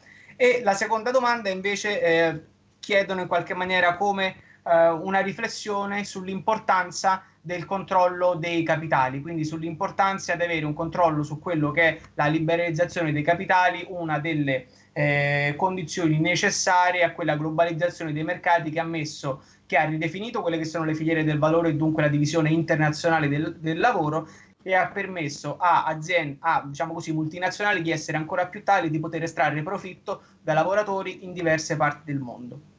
Questo è per Alessandro. Finisco anche per Luciano e poi vi do direttamente la parola, così vi intervenite come avete fatto prima. La prima domanda invece, Luciano, che ci facevano era se potevi tornare un pochino nella questione del rapporto fra la pensione e i titoli in Olanda, ovvero di come l'esplosione del debito privato in Olanda a beneficio di quello pubblico sia stata funzionale al pagamento da parte dei fondi assicurativi, da parte dei fondi pensionistici, delle pensioni, diciamo così, dei propri paesi, e dunque perché anche il tasso di interesse di quei paesi sia importante che venga riportato a livello di paesi del sud, o detto in un'altra maniera, qual è la funzione dello spread e del differenziale del tasso di interesse dell'indebitamento sui mercati, e come questo agisce come un distributore della ricchezza altamente diseguale e funzionale a quello che stiamo chiamando in questa diretta il grande nord. Un'altra domanda invece per Luciano, che si collega direttamente a quella che è stata un po' la chiusura dell'intervento, è la domanda, diciamo così, classica, ma è anche la domanda delle domande: come facciamo in modo che una volta usciti da questa crisi, che una volta usciti dalla quarantena, il tutto non torni come prima? Quindi, diciamo, una surplus di riflessione sulla soggettività, sulla necessità dell'organizzazione, e mi ricollego anche a un'altra domanda che è stata fatta circa quali sono le organizzazioni con cui è stata fatta una riflessione. Io ricordo molto bene come si chiama, l'evento organizzato da Eurostop lo scorso anno, in cui c'erano altre organizzazioni politiche, mi ricordo la CUP catalana, i democratici marocchini. Insomma, quali sono il livello di relazioni e come eventualmente poter sfruttare questa proposta organizzativa per far sì che questo pezzo di mondo si metta effettivamente in autonomia e in indipendenza rispetto a quello che abbiamo chiamato come la fabbrica mondo. Parola per primo ad Alessandro. Sì, mi sentite? Ti sentiamo, vai Ale, ti sentiamo. Sì, no, ho sentito a tratti, per cui ho sentito la domanda sulla libera circolazione dei capitali. Non ho sentito l'altro, almeno l'ho sentita in maniera a tratti, quindi se poi magari me la riformuli. Intanto, diciamo, sulla questione della libera circolazione dei capitali, che senza dubbio è un problema, io faccio un esempio. Io penso che, diciamo, in un momento come questo, dinanzi ad una crisi, come dire, di questo tipo, una crisi sistemica, anche per le ragioni che, diciamo, illustrava bene Luciano prima, beh, io penso che bisognerebbe intraprendere, per esempio, delle misure fiscali molto, molto incisive, per esempio la patrimoniale, no?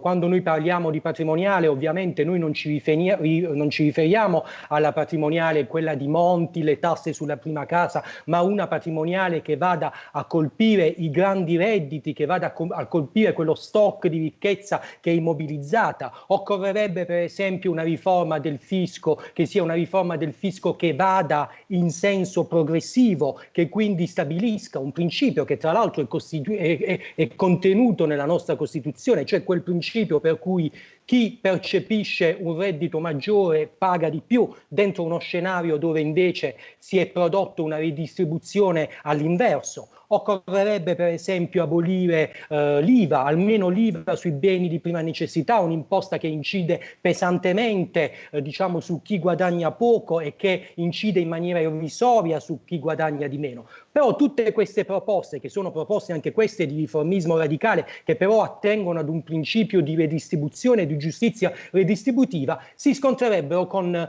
un elemento, cioè quello della libera circolazione dei capitali. Cioè in un contesto dove i capitali diciamo, sono liberi di migrare da un paese all'altro, la possibilità di incidere diciamo, in modo rilevante anche sulla, come dire, sulla fiscalità, su un sistema tributario che fosse orientato all'equità e alla giustizia sociale sarebbe molto ridotto. Per cui è ovvio che questa vicenda della libera circolazione dei capitali è, come dire, è stato un elemento che ha, come dire, che ha avvantaggiato notevolmente per esempio le grandi aziende. Non dimentichiamo, lo dicevo prima, che molte sedi legali sono nei paradisi fiscali e i paradisi fiscali non sono in qualche strano paese esotico.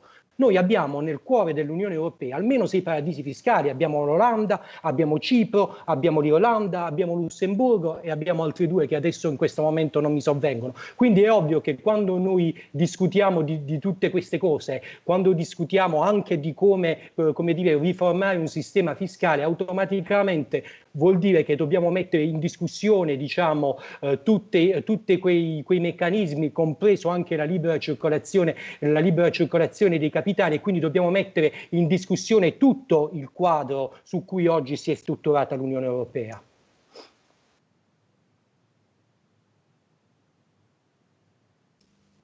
Sì, l'altra domanda è...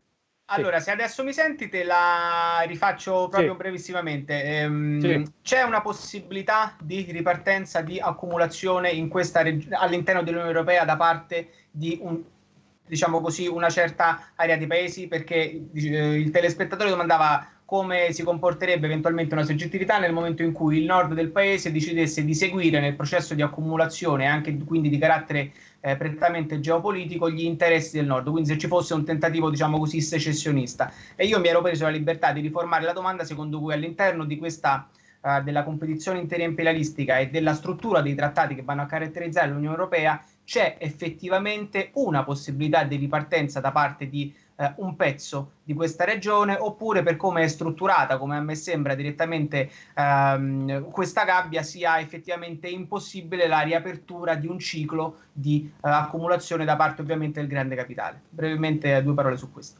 Sì, beh, io sì, sono d'accordo con te, io non penso che c'è una possibilità, l'abbiamo detto prima, noi ci troviamo in presenza di una crisi sistemica, noi ci troviamo in presenza di una recessione che oggi colpisce paradossalmente anche la Germania, cioè anche, come dire, i paesi che hanno costituito il Nord Europa, quelli che per un certo periodo comunque sono riusciti a trarre vantaggio da questo meccanismo dentro una competizione che è diventata sempre più spietata e che con, come dire, anche nuovi attori che si affacciano sullo schema geopolitico. Io penso che questa possibilità oggi sia preclusa. Dentro quel meccanismo io non penso che ci sia una possibilità di questo genere. Quel meccanismo ovviamente è un meccanismo che va rotto e va ricominciato su basi che sono basi completamente differenti, che sono quelli dell'uguaglianza, che sono quelli della solidarietà, che sono quelli, diciamo, di cui discutevamo prima.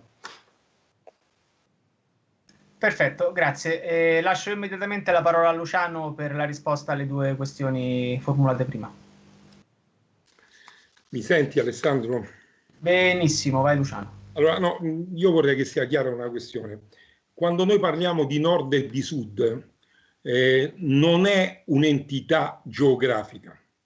Identifichiamo il nord, tra virgolette, come il nord dei paesi a capitalismo avanzato, quindi diciamo l'entità, le borghesie transnazionali, il nemico di classe, e i sud sono i sud che hanno un'entità anche geografica, ma le povertà e le sacche di povertà stanno anche nei nord, per cui i sud è la condizione sociale del mondo del lavoro.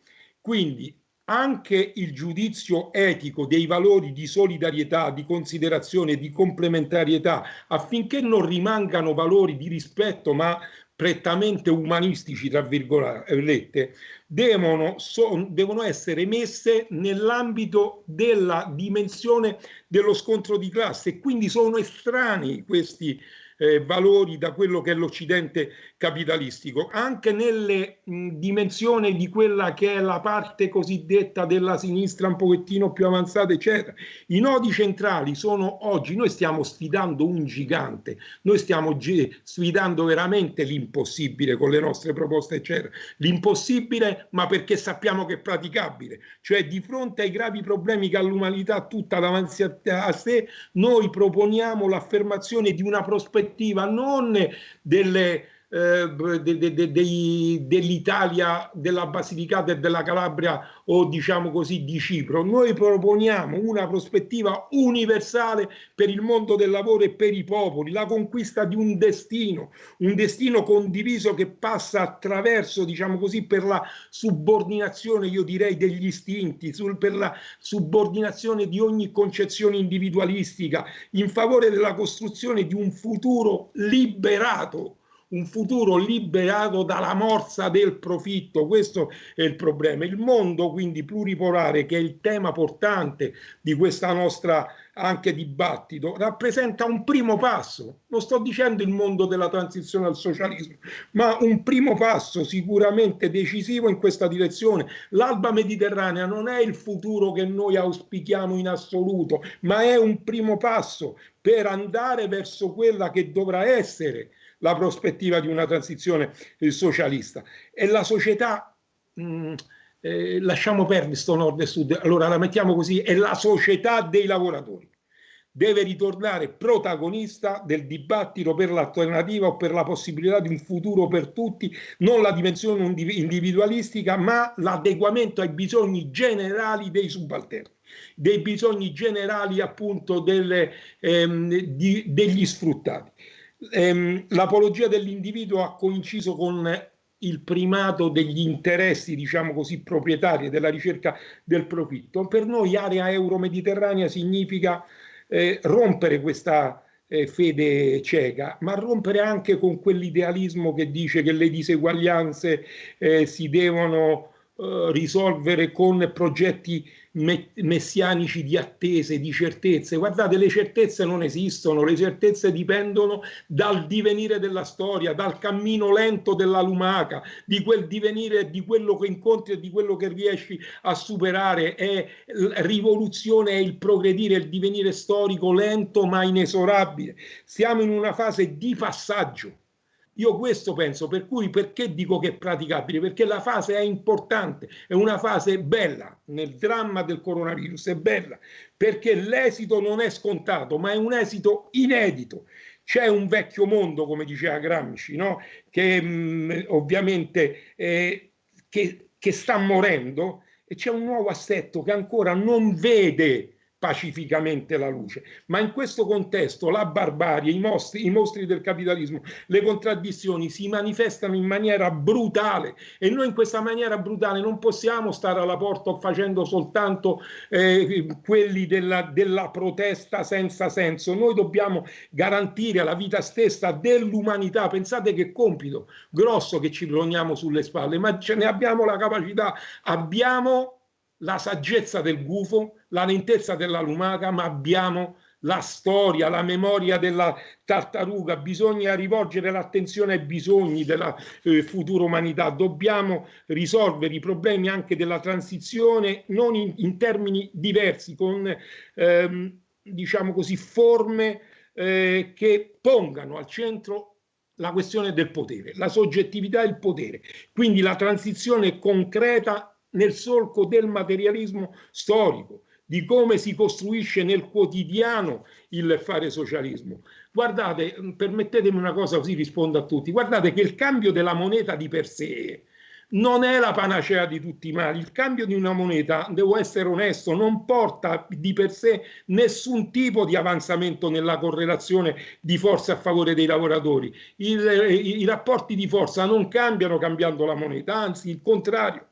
Il cambio della moneta necessita però allo stesso tempo di una ridenominazione del debito estero, di un programma, di un tasso di cambio, di ragionare sui cambi, sulle monete, del rifiuto del debito, quello che diceva Alessandro in maniera assolutamente corretta, cioè bloccare i flussi del capitale all'estero. Cioè, se noi fossimo governo ci dovremmo porre il problema della creazione di una moneta di conto virtuale ma che blocchi i flussi di capitale all'estero. Guardate, un'altra parola che non sembra da comunisti eccetera, in una fase di una transizione nell'alba mediterranea noi dovremmo essere a favore del protezionismo, ma non del protezionismo dei dazi di Trump, è un protezionismo solidale, cioè noi ci dobbiamo rafforzare e far sì che non ci siano attacchi del capitale internazionale. Ecco perché bisogna abolire immediatamente l'autonomia della banca centrale dal governo e quindi nazionalizzare la banca centrale. Prima di nazionalizzare tutte le altre banche bisogna che la banca centrale sia una banca nazionalizzata insieme alle aziende maggiori dei settori strategici, quindi il ripristino del welfare, una garanzia del potere d'acquisto. Guardate, stabilire anche qui, non pensate, io sono molto onesto su questo, se si dovesse uscire dall'Unione Europea bisogna sviluppare relazioni economiche internazionali in direzione di quali paesi? Di altri paesi in via di sviluppo, di altre periferie e semiperiferie e degli altri poli del multicentrismo. Cioè bisogna dire io esco dall'Unione Europea ma mi relaziono, che ne so, a paesi oggi che hanno, diciamo così, nella dimensione geopolitica internazionale vogliono mettere, diciamo, in difficoltà il polo del dollaro e il polo dell'euro. Io penso alla Cina, ma penso anche alla Russia, vedete che tutto è meno che socialista, non è che è il nostro futuro. Io dico che noi dobbiamo convivere, ho parlato di NEP, di un momento forte di transizione. Quindi l'area euro-mediterranea, compagni, è un'opportunità per creare lotte, è un'opportunità politica per pensare ad uno spazio geopolitico di influenza mondiale, guardate che presunzione, di influenza mondiale in un nuovo assetto contro l'unipolarismo o il bipolarismo imperfetto del dollaro e dell'euro, per assetti multicentrici, con un progetto di rottura col capitale globale, per ragioni politiche ed economiche, costruire un'area monetaria con paesi che hanno configurazioni produttive e strutturali tra loro più omogenee. Non sto dicendo politicamente più omogenei, perché non è la sommatoria dei governi Macron e del governo Conte, ma è un'alternativa possibile, praticabile, con caratteri di riformismo radicale per raggiungere l'autonomia politica. Un'autonomia politica richiesta da un progetto di costruzione di democrazia partecipativa che abbia anche i caratteri socialisti, in una fase non di transizione immediata al socialismo, ma di transizione possibile. Allora, più che dire se si stacca quello, si stacca quell'altro, cioè costruiamo la condizione della soggettività politica, però volando alto, forzando l'orizzonte. Con questo, come dire, programma che ci mette immediatamente nelle necessità e nelle condizioni di tornare immediatamente al lavoro, io ringrazio Luciano, ringrazio anche Alessandro, siamo arrivati anche al termine di questo miniciclo e di questa quarta iniziativa. Prima di chiudere vi ricordo che nel momento in cui finirà appunto questa diretta il video sarà immediatamente disponibile sulla pagina di Contropiano e tutte le pagine locali e nazionali della Rete dei Comunisti. A stretto giro sarà disponibile anche sul canale YouTube di Contropiano, e vi do l'appuntamento, per chi stesse seguendo la diretta, per tutti quelli che hanno, diciamo così, ci hanno seguito fino a questo momento, a lunedì alle 19:30 sulla pagina di Contropiano, dove ci sarà il primo TG della settimana, il TG Contropiano, che è una novità che lo stesso giornale online ha rilanciato appunto da questa settimana. Io vi voglio lasciare con una immagine che secondo me è, come dire, indicativa rispetto a quell'autonomia, a quell'indipendenza, a quel rinnovamento dei rapporti politici a cui un'Alba Euro-Mediterranea deve, come dire, deve tendere e deve essere progetto minimo di ripartizione della ricchezza e di nuova possibilità di sviluppo umano, che è quello che al giorno d'oggi mettono in campo paesi come Cuba e paesi come il Venezuela, quando in un ambito di complementarietà scambiano, fuori da ogni logica prettamente finanziaria e economica, petrolio per medici. Nel momento in cui un paese si trova con una risorsa maggiore, come quello cubano, del capitale, come viene chiamato in maniera, diciamo così, non proprio ideale, il capitale culturale, il capitale umano, e il Venezuela si trova invece nelle condizioni di avere una risorsa energetica decisiva per ogni fase produttiva, fuori da ogni schema prettamente economico e finanziario c'è la possibilità di collaborare con altri paesi che come dire, condividono uno sviluppo politico, umano e dunque in seconda istanza anche economico, per far sì che ci sia la condivisione delle risorse a disposizione di ogni paese, di ogni territorio. Questo è, mi sembra, con una immagine, quello che è in generale l'ambito entro cui noi ci andiamo a costruire la soggettività politica che possa dare gambe e realtà concreta a quella possibilità ora tutta presente di un'alternativa ai diktat dell'Unione Europea. Come ha detto Luciano benissimamente nel suo ultimo intervento, dobbiamo liberarci dalla morsa del profitto. Buona serata.